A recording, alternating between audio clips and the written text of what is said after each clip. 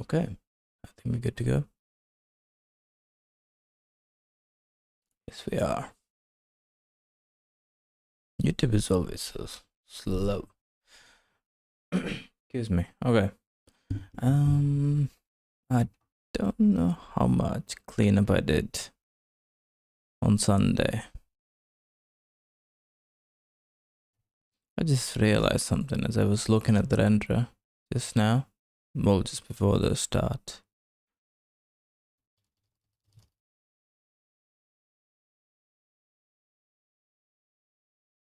And what did I notice again?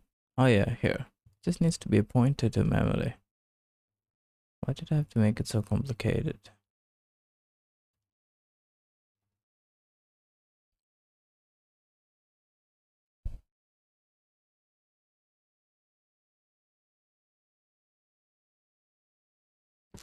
That means I didn't have to change this at all.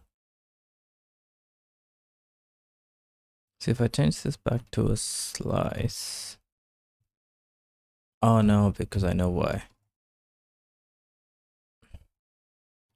I'd have to allocate each of those slices individually, as far as I understand, which I don't want to do. Is that how it's actually done? See, alloc 2D array.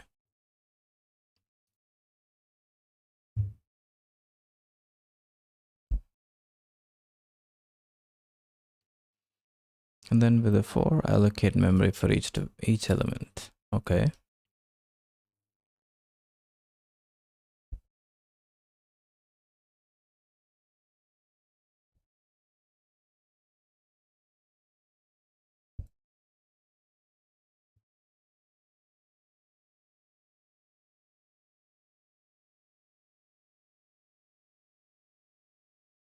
Int star array of m equals malloc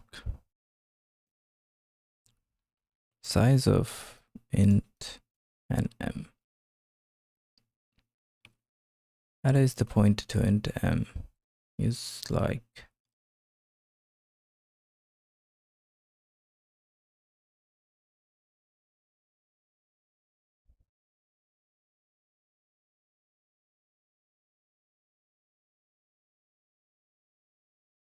oh, so the one inside. Oh, but what about the rest?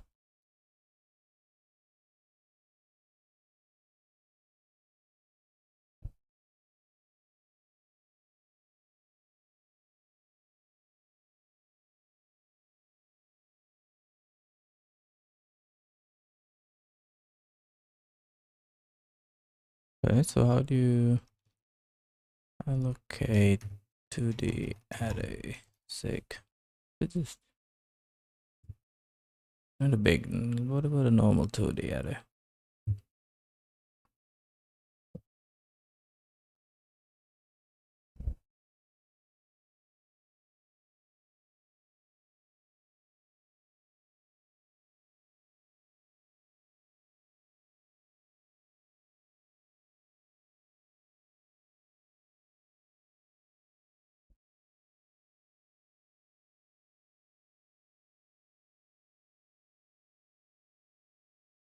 Feels like there might be a simpler way to do this.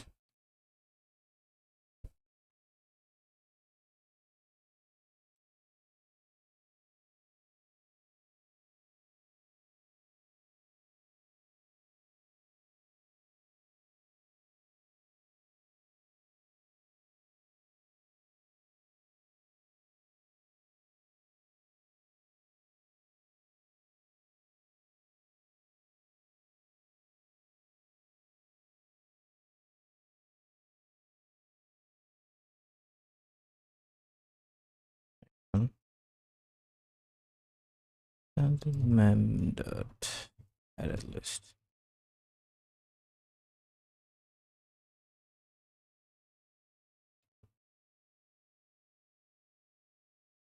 So mem, not sure.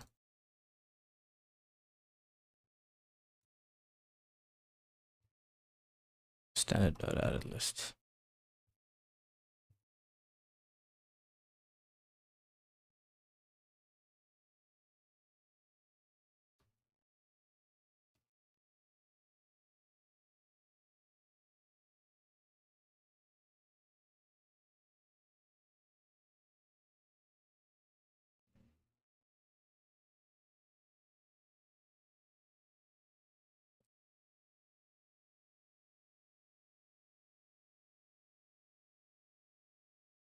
Right. Added list.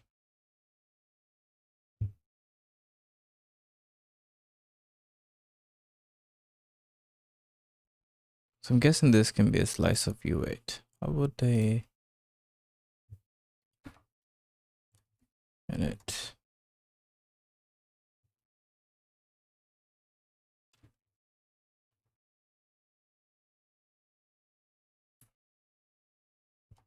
In the right file.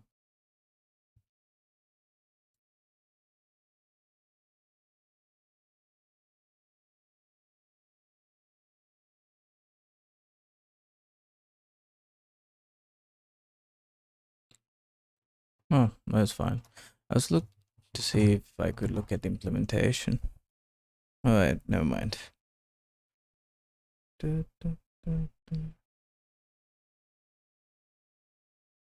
Testing changes to input recording. Input aside firing and turning off topmost window.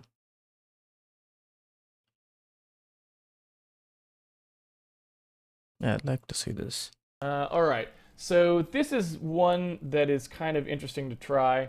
Per Vonson wrote this in, actually. He's a person I actually know personally.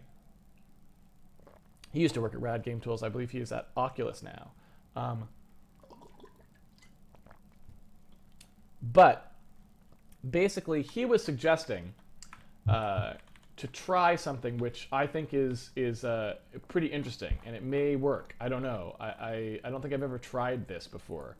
But basically what he was saying was that, and I may be putting words in his mouth there because he tweeted it to me, so of course with 140 characters, sometimes it's hard to know. But basically, when we go to write out our recording, when we do our recording and we want to blast out that huge memory buffer, like a lot of it's zeros if it hasn't been used yet. And so one of the things that he was pointing out is you might be able to use NTFS's sparse file information to make that write faster in the cases, for free basically, in the cases where there isn't that much stuff in it. Now, I don't think this will help us at all in the case when we actually have the full running game, so this may be kind of a hollow victory in some sense, but for the time being it may help us because, yeah, it may help us make the write faster in cases where we don't have where we don't have stuff it actually filling the memory buffer. So basically, device I/O control is a thing that sort of tells Windows additional information about handles and how you want them to work. So we have a handle to a file here that we created, and we can give it some information about how we expect writes to happen to that file. And so the thing that we want to do is this device I/O control call. We want to do that after this. And the thing that we want to look at is this thing. It's a bit weird. It's called fctl set. What was it? Set sparse, I think. Set sparse. This guy. So, oh, they've already filled out the whole thing for me. That's even easier. So, okay, that's basically that is the call that we want to do. And so what this does is it says that a particular file is allowed to be stored, or that Windows can look to see if large ranges of the file are 0. And if they don't need to be stored, then they just won't be stored. So since we know that almost all of our memory is 0 right now, it might be that helps Windows do this operation a lot more quickly, right? So basically all we'd be doing here is just calling this device I/O control purely as a hint to Windows, basically, saying, hey, we've got this handle, right? We want to set it to sparse. I don't know what the input buffer part is. Let's see. a pointer to the sparse length, so the parameter is optional and commits to null. So we don't care about that. We're not going to set that at all. And the in buffer size will also be 0. The output buffer will be 0. That will be 0. Bytes returned. That Not can sure be I null as well. understand. What's the point? Excuse me.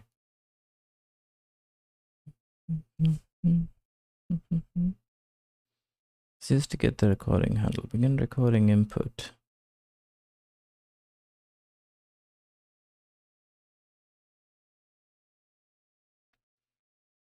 Let's write the giant memory block and use memory copy instead. How do I write? I don't think that's how I do it at all. Record. So if it's recording, what does it do?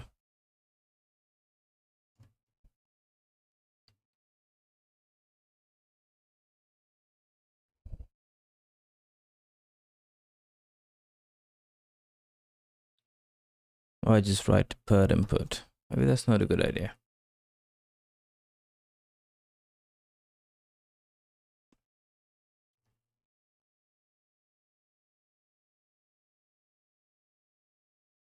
I mean, but it seems to be pretty fast.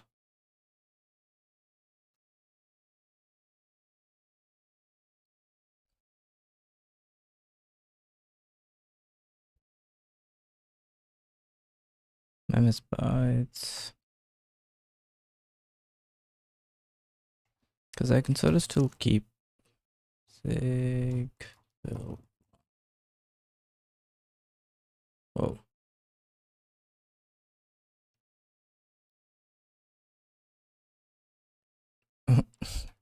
I didn't know it was broken.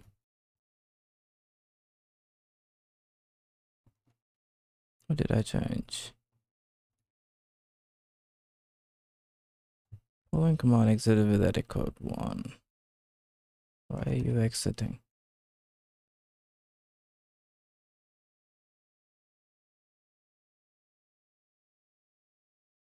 Oh, I did change the path. So it was working fine yesterday.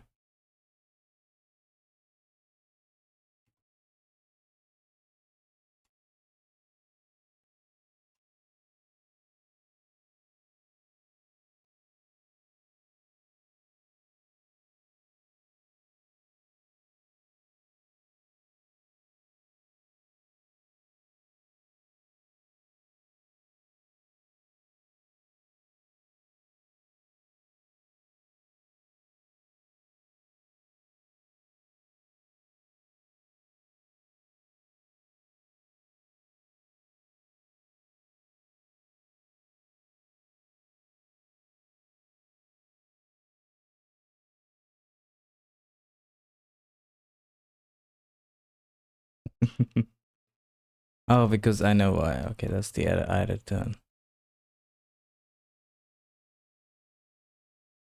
Build failed. I think I added some args.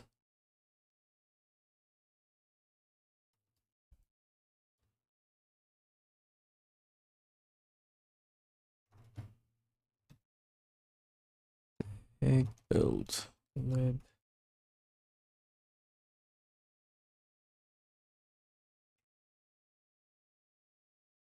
Save my comment.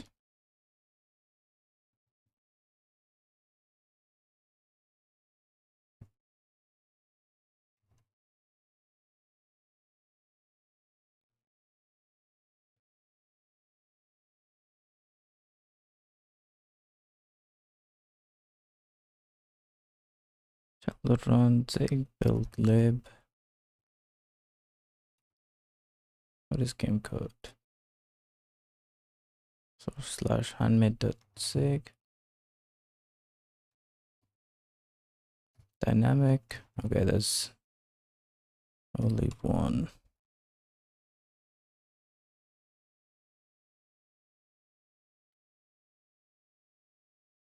Put this back.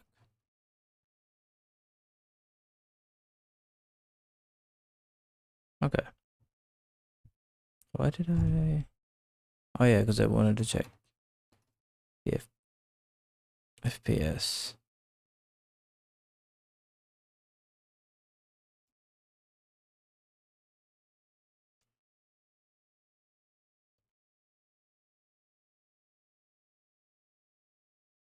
If I start recording,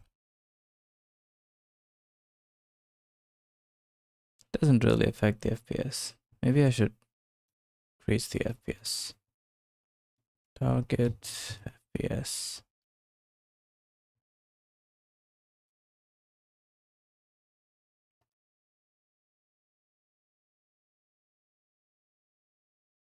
Maybe higher. Where's fucking 6? Here.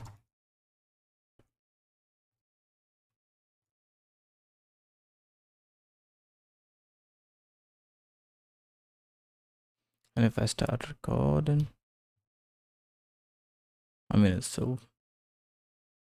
considering OBS is running.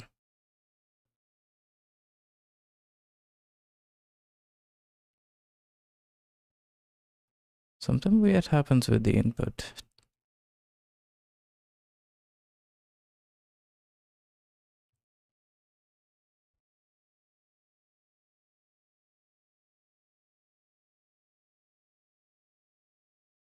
What is a playback so fast?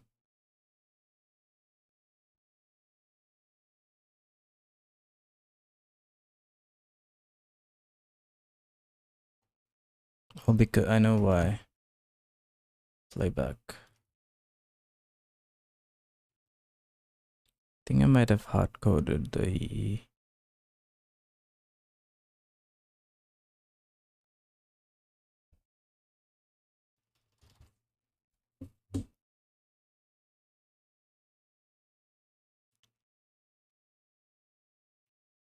Interesting.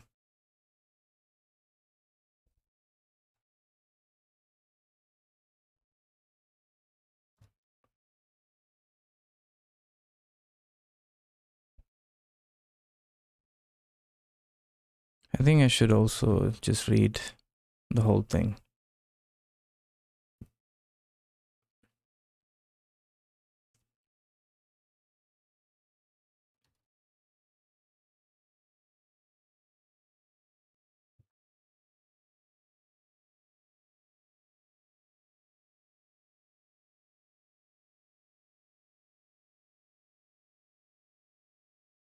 Then here, write larger chunks of inputs at once instead of increase one at a time.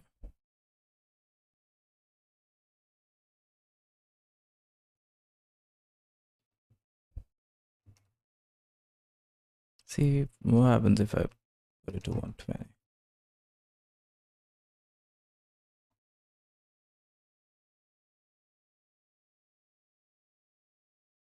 Index out of bounds. Oh, I know why.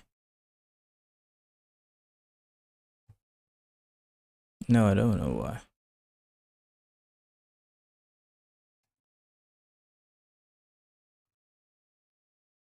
Is that the only thing I changed?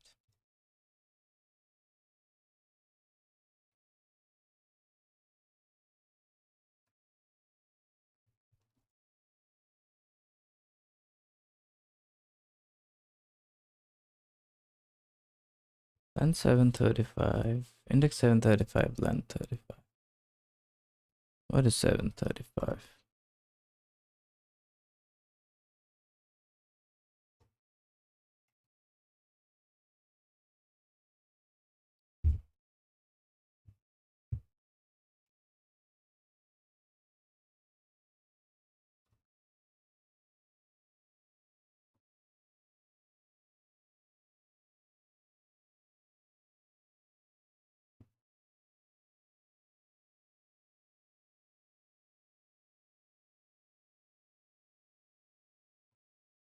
Yeah, it's a problem for later. But what I think is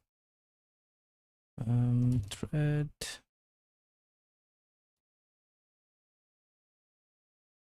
I wonder if there's a thread limit. Like there's a limit to how many in the pool.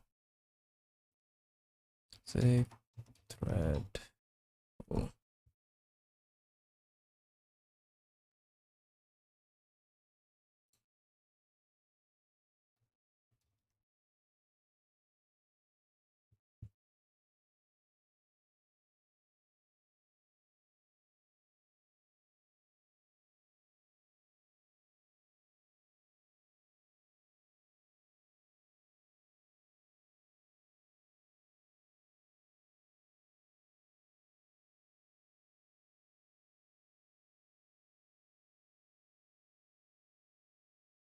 That is my first guess.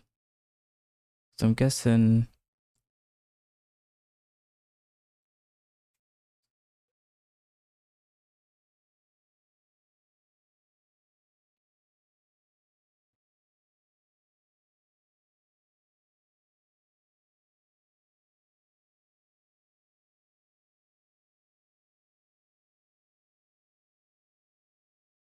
what are the args? Oh, these are the argument for the function.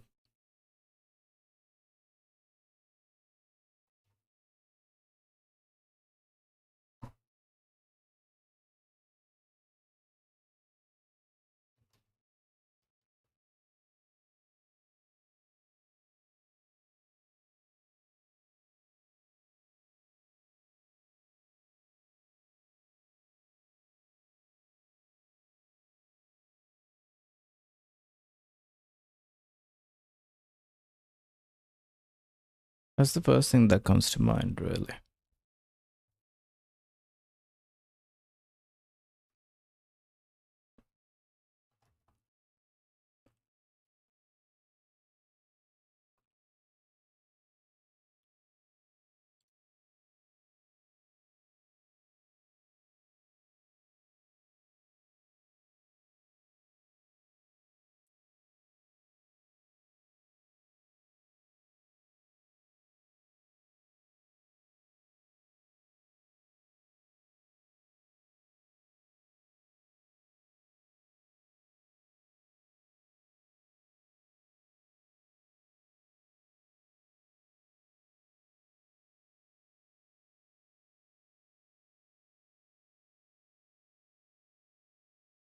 Better way to see how many threads per pool.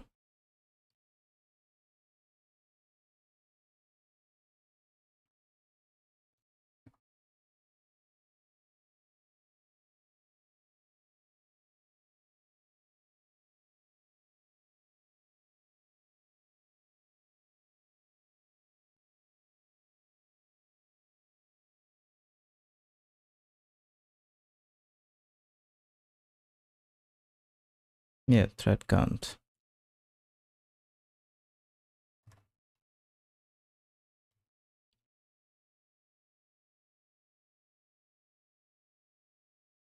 Options dot and jobs. Oh, it's CPU count.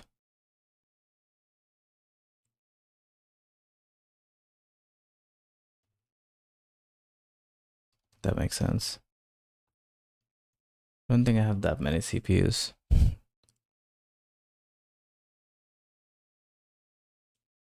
No, but 735 is still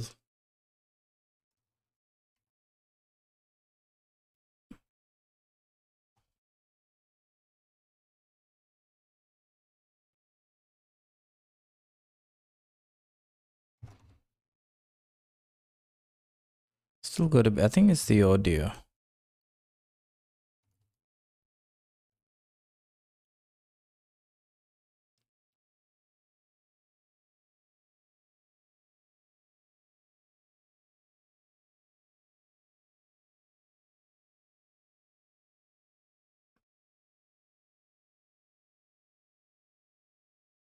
This breaks at 120 FPS.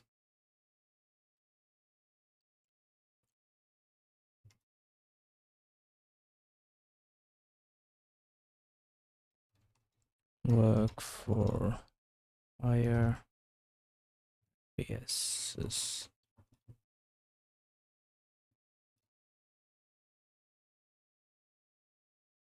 I might have to figure out another way to write audio.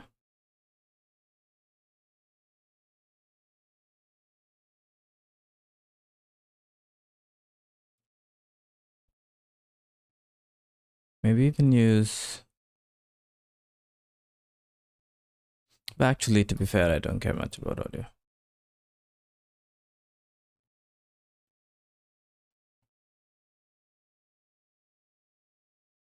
Alright. Looking for improvements. Yeah, actually, this is something I want to check too. Well, I will say that there's a virtual alloc thing that I thought might be good to do just for fun, which is that to relieve some pressure on the translation look-aside buffer potentially, which is something we haven't gotten to yet. But one of the things that we could do is in our giant virtual alloc that we do down here, this guy, where is he? Oops. Virtual alloc. I was almost there. There we go. So in this guy where we do our giant virtual alloc, it might be nice to allow the operating system to use large pages. And so the way that this works is, excuse me, I believe, yeah, so there's this guy here, large pages. What large pages are is when you do this mapping, when we're talking about virtual memory, right? We've got our application space is laid out in these pages, right? We've got page size, and that page size I think I was talking about before is usually 4K, so it's 4096 bytes. And basically, what has to happen is inside the processor, right? Because remember, in fact, let's just do. You know what? Since this is the Q&A, since we're starting the Q&A now, let me just do a diagram here that explains this, what's going to happen, because it's something that's useful to know. So let's just use the first part of the Q&A for that. So okay, let's go over this one more time. Here is physical memory, right? So this is physical RAM. It's the actual RAM on your computer. So I don't know how much you've got. Let's say it's a pretty good machine. It's 16 gigabytes, right? So basically there's 16 gigs of physical memory in the machine. It is actually laid out in order. It goes from byte 0 to byte 16 gigs, right? And it's all there. Now, in our process, we have process virtual memory, and that virtual memory is some other thing.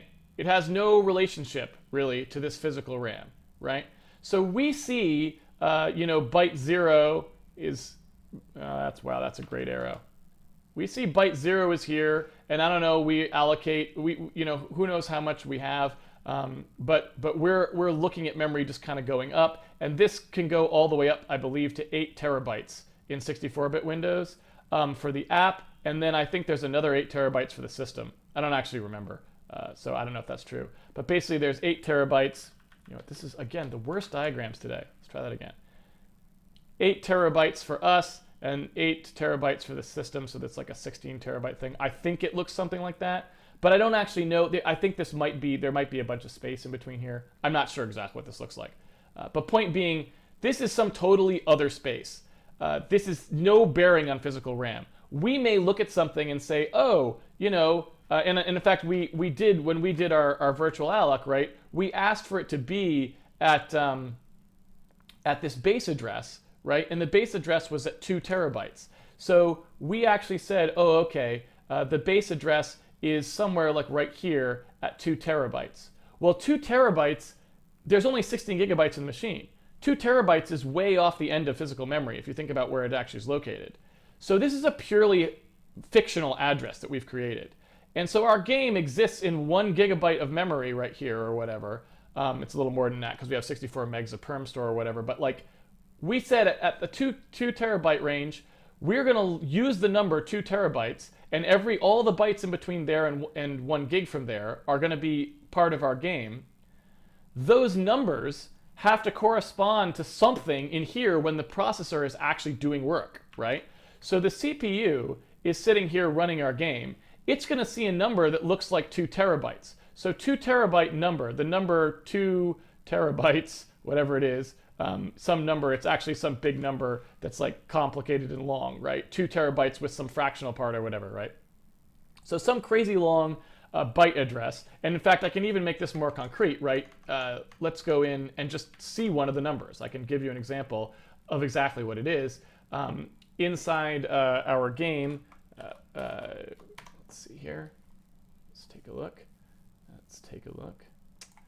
So we go into our game call, which I need to put some comments in here soon so I can find my way around. I keep getting lost in my own code because I haven't made any markers in it. What's going on? Why can't I set a breakpoint? Recompile. Run. There we go. Okay.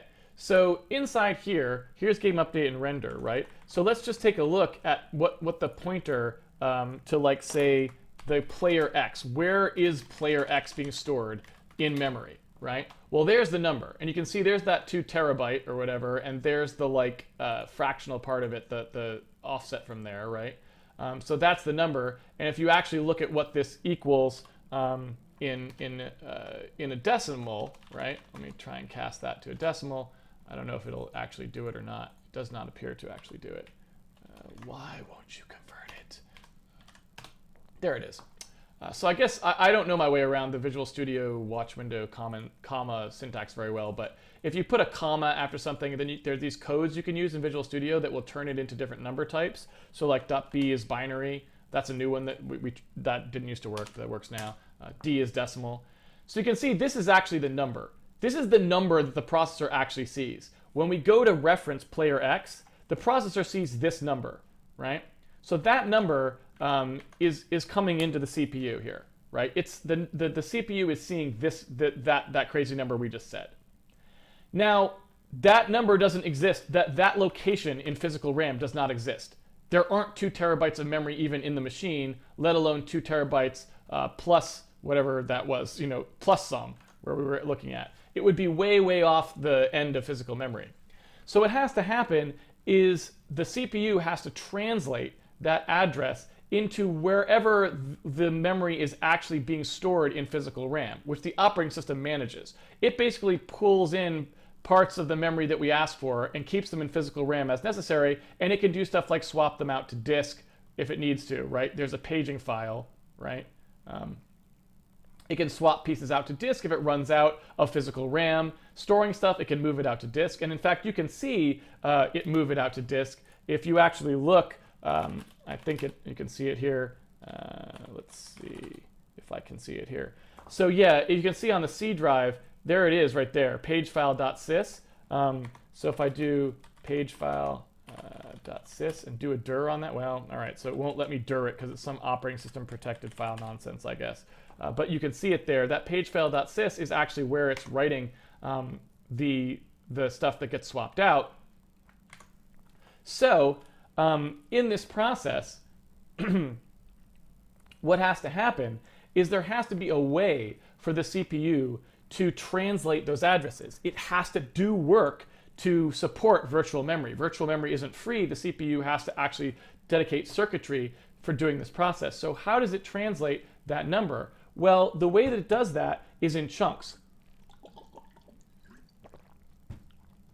Basically, each 4K page, right, so 4,096 bytes worth of memory, each 4K page basically is mapped individually between virtual memory and physical memory, such that there is a page table which literally says stuff like, okay, you can imagine something like there's the physical address and the virtual address, right? And they're mapped in like a table. So we basically say, oh, physical address,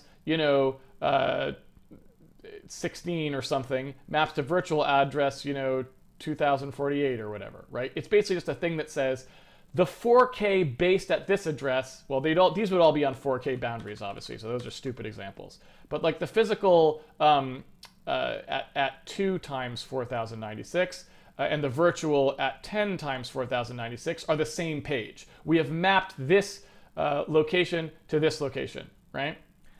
And what you have to appreciate is that this mapping isn't free. It has to actually be stored and it has to actually be managed. So the CPU has a bunch of stuff in it to try and make this faster. And one of the things that it has is something called a TLB, or translation look-aside buffer. And basically what that is something designed to translate addresses quickly by having a small number of these mappings directly on the CPU that can be looked up extremely quickly. It's basically like a cache for address translation, right? And you can look this up if you want more information. I'm not a CPU guy, so I'm not the guy to give you the explanation on that. But you can look for this translation look-aside buffer. You can look for this on like Wikipedia, and it can sort of tell you, right? So it's cache for virtual addresses, like I was saying. And I think there's like a better resource for what every programmer should memory. Did this one? I think so. I read it a long while ago. I don't know if... Can you search this?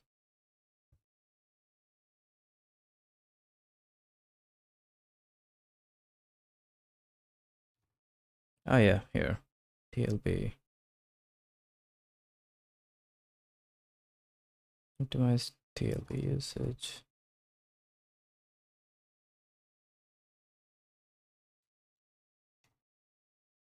Translation look aside. Here.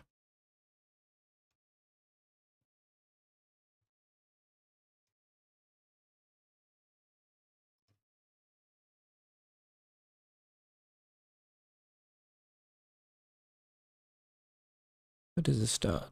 Optimizing page tables. Oh, here we go. I think this is what he's talking about. Did I read this bit? I think so, yeah. That was a long time ago. Might go back and read this again. Maybe just the virtual memory stuff.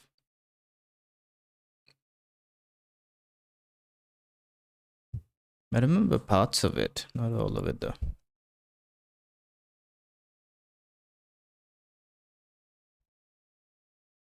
Maybe I can just leave it in the... I'll leave it somewhere. But I guess it's easier to find.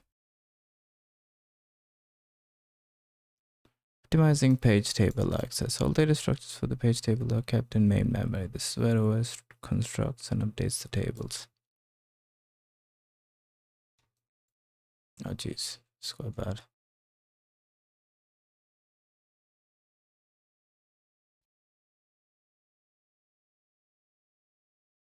Where did it go? Yeah, here. Page tables are used to resolve every virtual address into a physical address using the page table walk described above.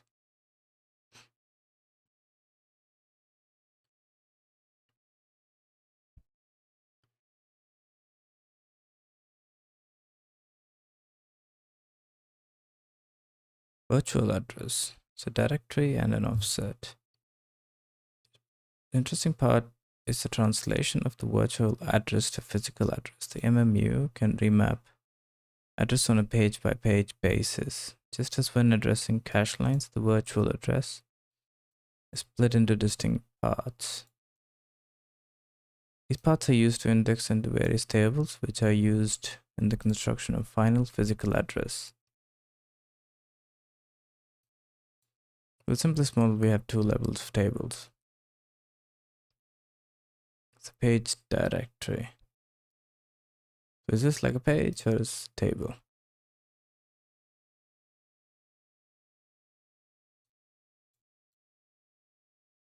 So this will be like 4K, I'm guessing.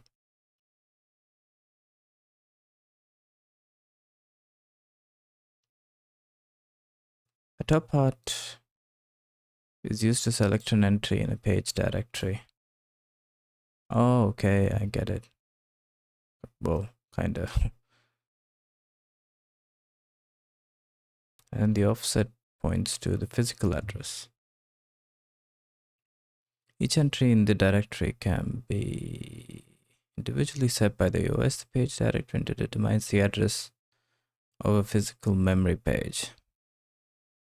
More than one entry in the page directory can point to the same physical address. Yes, if the offset can. More than one entry in the page directory can point to the same physical address. The complete physical address of the memory cell is determined by combining the page address from the page directory with the low bits from the virtual address. Determined by combining the page address from the page directory with the low bits from the virtual address.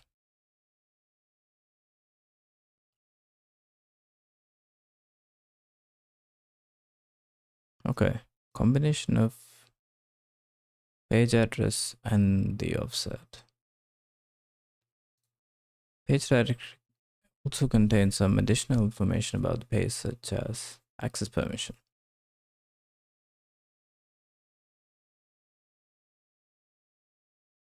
The data structure of the page directory is stored in main memory. The OS has to allocate contiguous physical memory and store the base address of this memory region in a special register.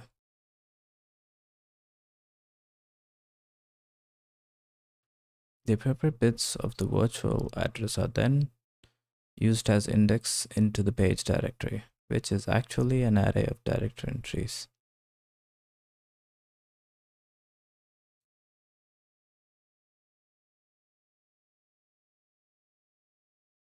Okay. Appropriate bits of the virtual address are used to index the page directory, which is actually an array of directory entries. Okay. So there's an array of page directories, and then somehow eventually they are translated to a physical page. For a concrete example, okay, this is good. This is a layout used for 4 MB pages on x86 machines. The offset part of the virtual address is 22 bits in size. 4 MB pages on x86. The offset is 22 bits, enough to address every byte in the 4 MB page. The remaining 10 bits of the virtual address select one of the 1024 entries in the page directory.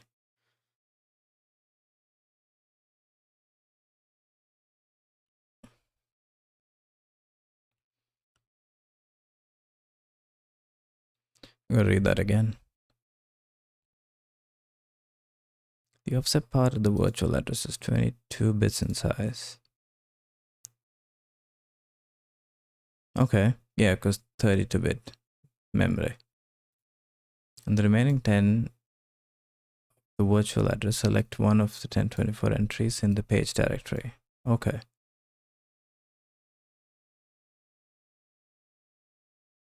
Each entry contains 10-bit base address of 4 MB page.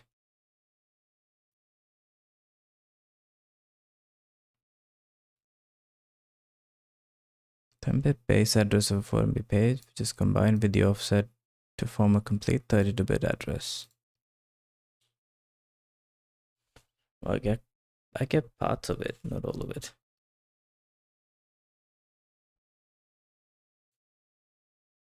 How do you optimizing page tables?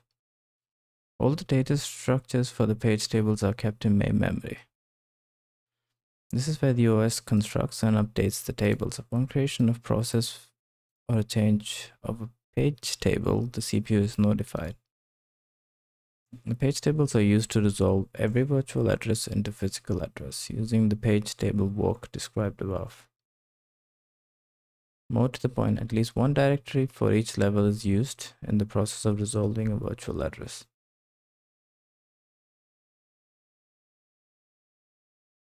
At least one directory for each level is used to process in the process of resolving a virtual address. Yes, because you'd have to walk through the array of directories. This requires up to 4 memory access for a single access by the running process, which is slow. It's possible to treat these directory table entries as normal data and cache them in L1, L2, etc. But this would be far too slow.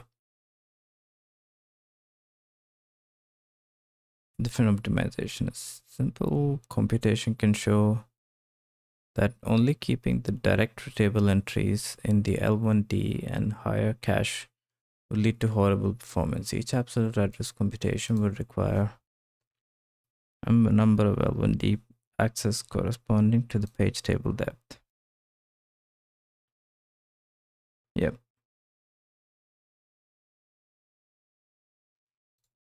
These access cannot be parallelized since they depend on the previous. Yes, exactly. This alone would on a machine with 4 page table levels require at least 12 cycles.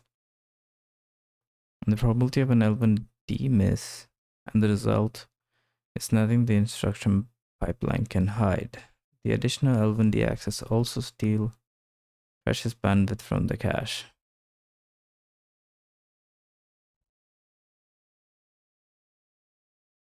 So instead of just caching the directory table entries, the complete computation of the address of the physical page is cached.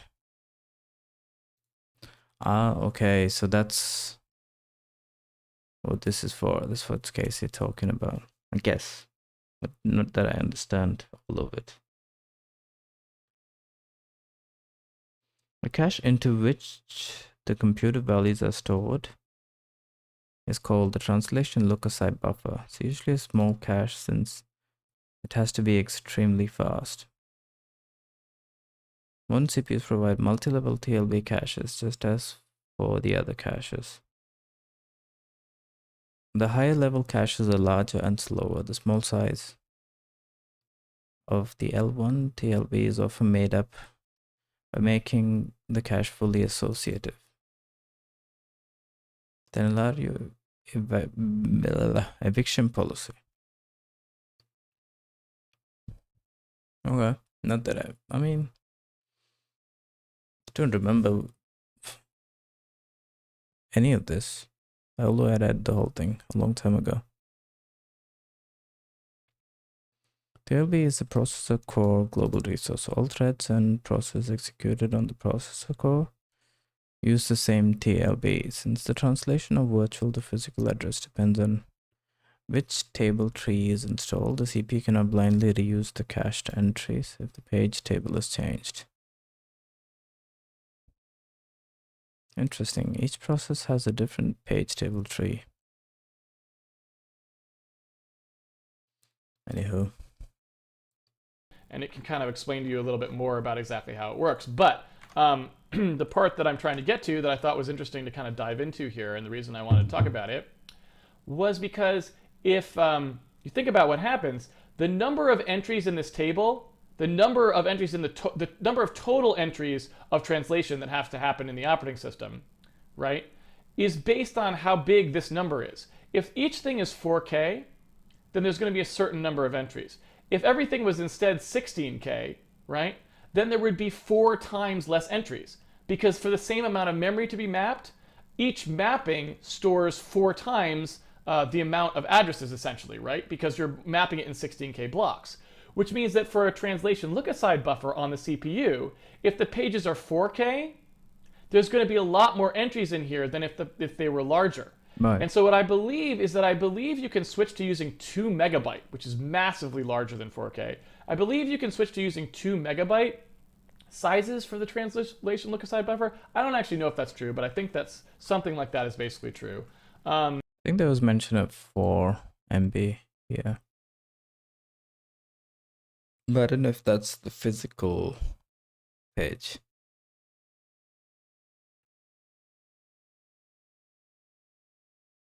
Where was it?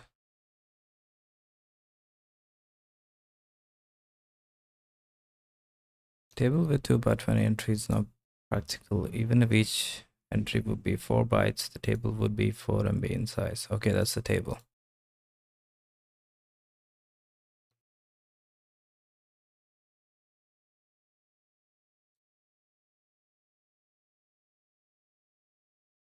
Four MB pages on x86 machines. The offset part of the virtual, yes. So it does mention a 4 MB page. But I don't know what's actually possible. And if you tell virtual alloc that you're okay using large pages on some operating systems, on some versions of Windows, I think it can actually switch your process to using 2 MB pages, which takes a lot of pressure off of that TLB. And so since we're allocating one big chunk, it may be that we can get a lot of benefit there and take pressure off of the CPU by doing that. So it's just something that I wanted to mention. And so I think it's probably worth us passing that flag in the case that we're not on Windows XP. Why did I allocate?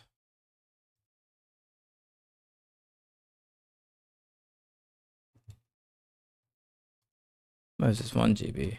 Thought it was 1 TB. Oh, that's why it's wrong. So that was supposed to be the address.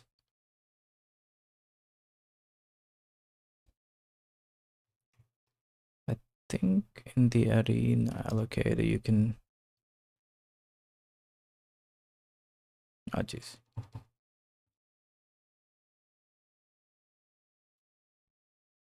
It's too much.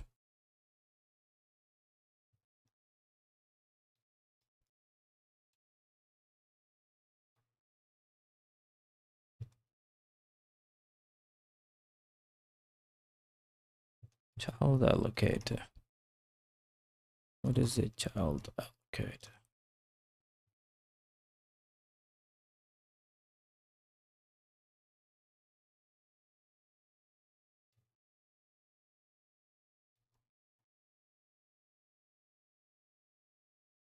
Sysmem.allocator.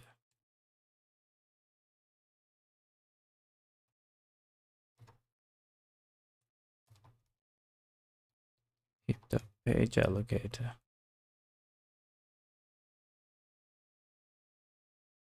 Root name OS has declaration root to the OS and page allocator.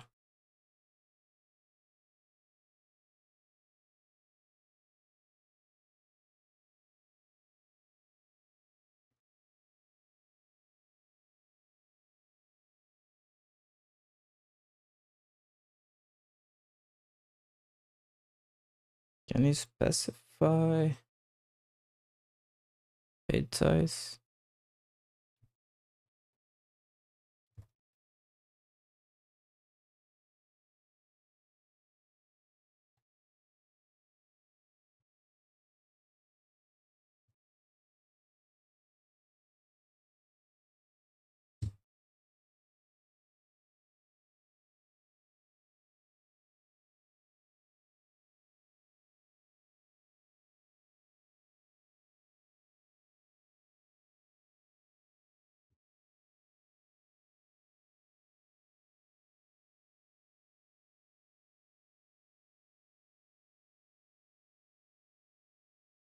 Don't think they mentioned it here. I've read this.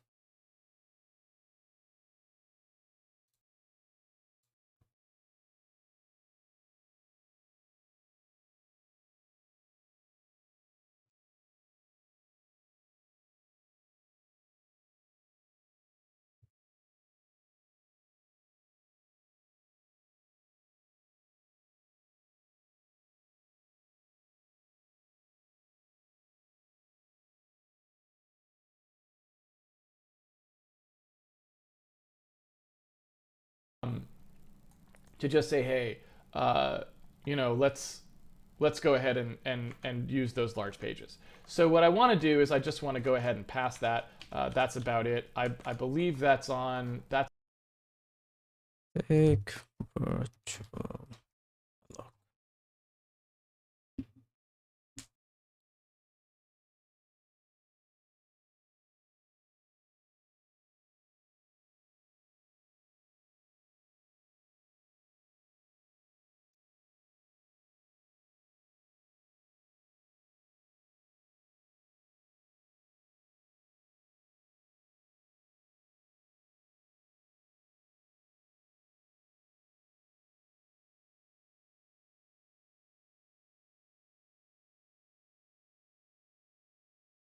Let's just reassign 0 and 1.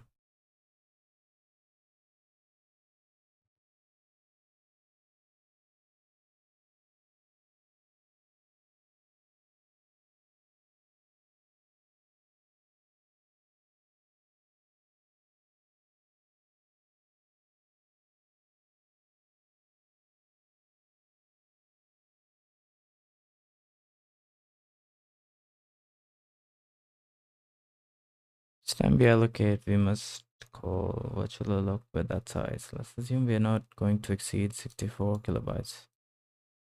That means that we need 16 pages and 16 virtual and physical mapping descriptors. Is it limited to 4 kilobytes in the physical memory?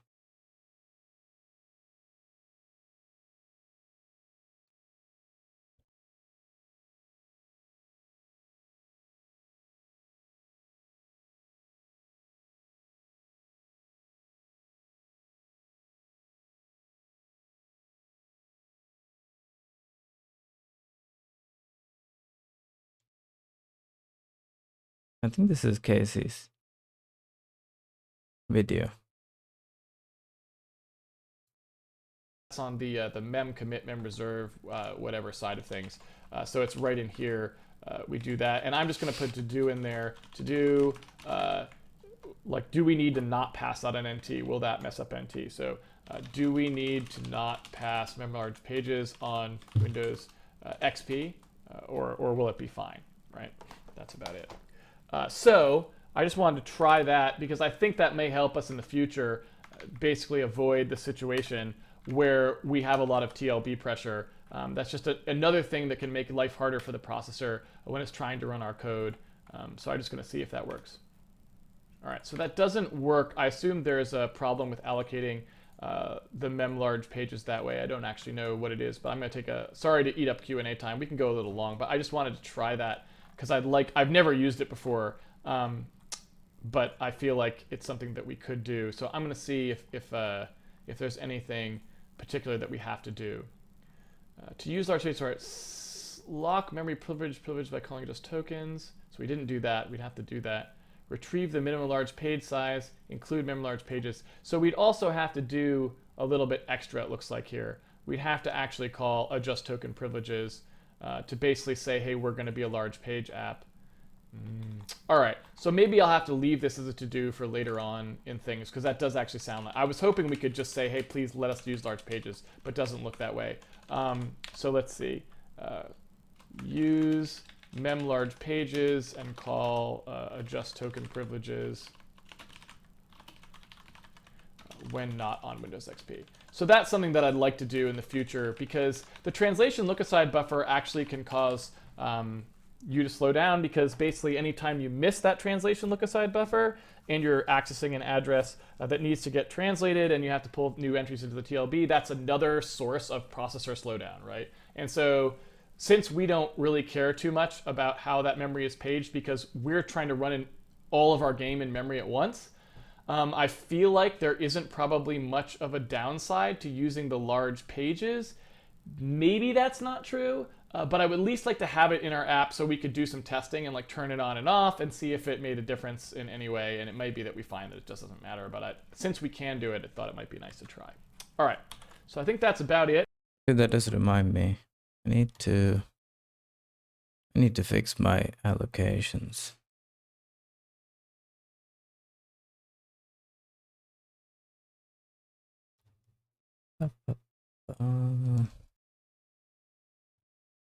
To do. This could be done better. Not sure yet, but I think it can be done better.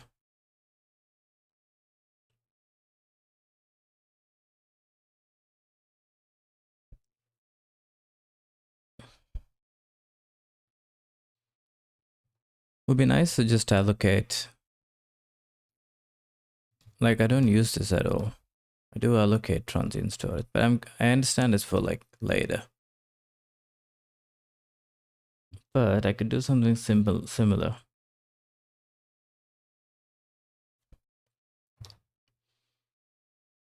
Just allocate all of this together and just use as much as I need.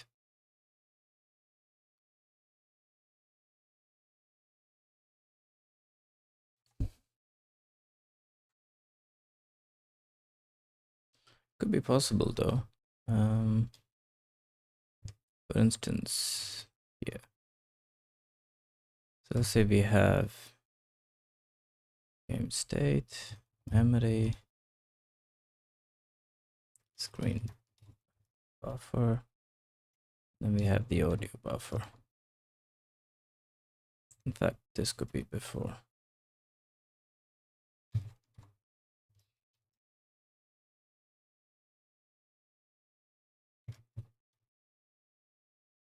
So I guess allocate, let's call it total mem equals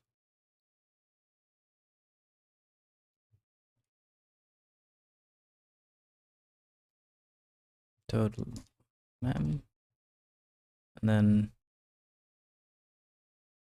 game state contact would be 0 to size of game state. Same for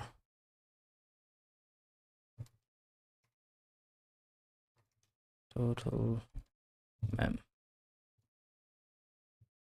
and then the audio buffer.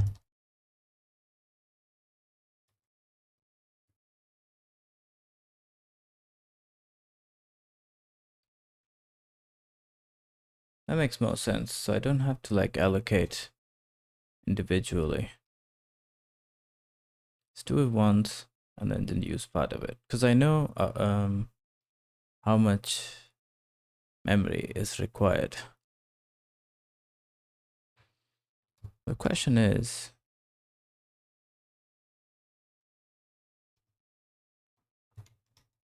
what is size of struct? And let's say buffer of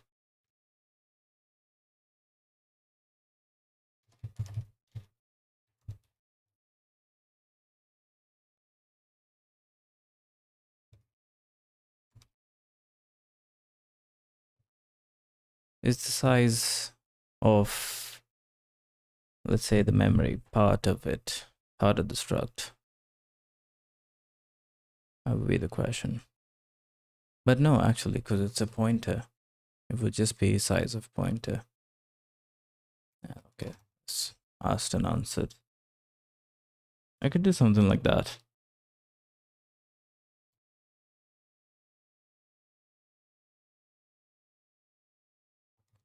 And then game state dot audio would point to this actually.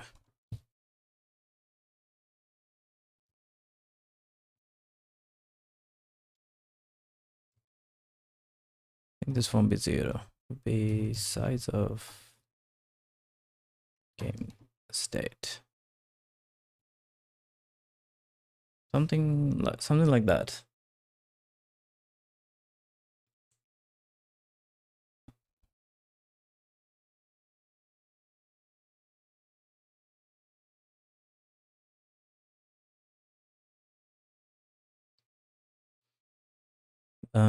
The other thing is I would need assertion assert reads,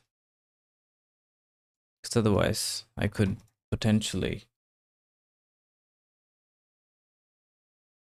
read outside of the memory. Yeah, leave that in there. I think this also sounds like fun.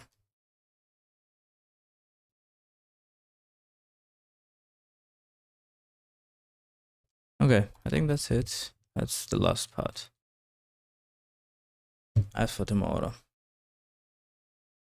getting the actual, oh yes, there's a few to-dos. I think the monitor refresh rate. and getting the current monitor. Pairing for multi-threading. Okay. I think I did. I used the thread pool. But there is a problem with the audio, because if the buffer gets too small, if the frame rates go high, I don't know, the audio needs fixing, if anything. Getting state of the mouse buttons, oh yeah, good point. Making improvements to replay code. I think the mouse is easy.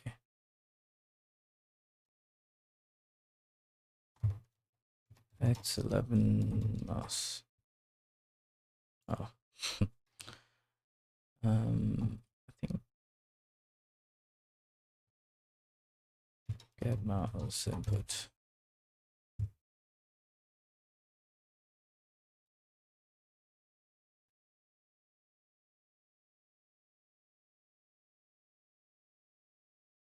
Index. Yep, this one.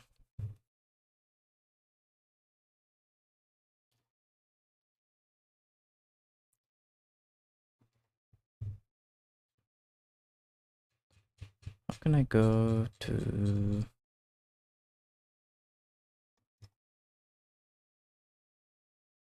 play functions, window, color,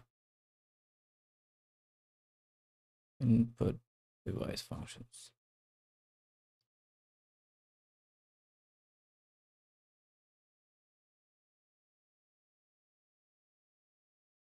Grab the point to use. I don't think that's it. Is it?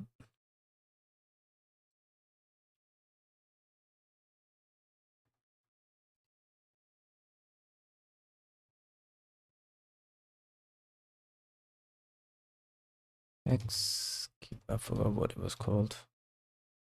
Key press. There we go. Is this mouse?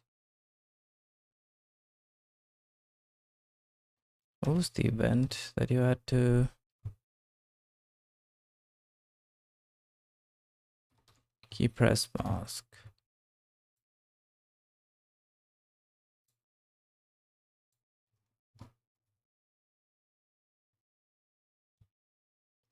Select input.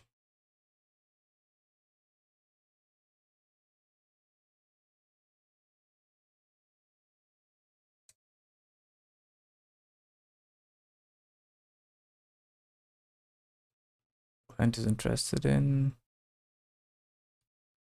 Where's the list of? Oh yeah, here. Key press, key release, button press, button release, pointer motion, button motion.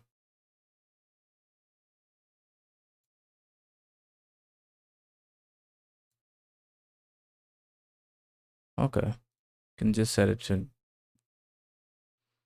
all events are propagated by setting. Okay, so you don't want them to propagate. So I guess it's one of these.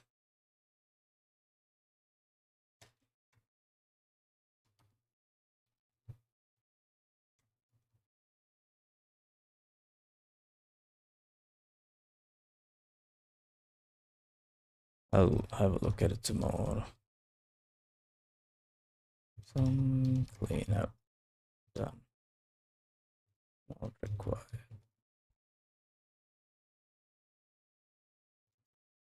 Okay, I think I'm gonna call it a day there. Should really save and save this. Yeah.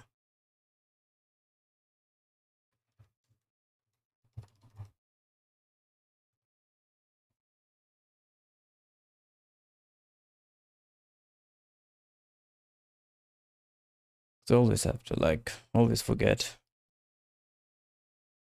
Okay. I'm gonna call it a day there. Thank you for hanging out, as always. It was kind of a slow stream. Nothing much needed to be done. Alright, hope you have a good one. I shall see you back tomorrow. See ya.